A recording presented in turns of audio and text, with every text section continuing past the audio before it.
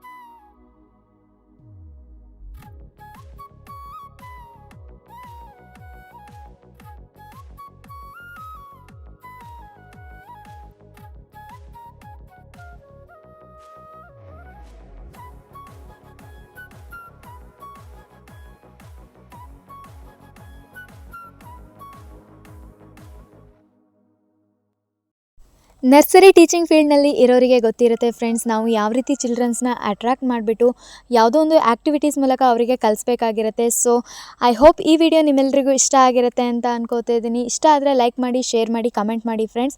ಹಾಗೆ ನನ್ನ ಚಾನಲ್ನ ಸಬ್ಸ್ಕ್ರೈಬ್ ಮಾಡೋದು ಮರಿಬೇಡಿ. ನೆಕ್ಸ್ಟ್ ವಿಡಿಯೋದಲ್ಲಿ ನಾನು ನಿಮಗೆ ಹೊಸ ಟಾಪಿಕ್ ಒಂದಿಗೆ ಸಿಗ್ತೀನಿ friends.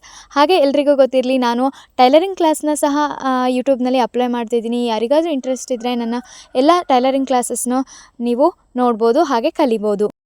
Thank you for watching.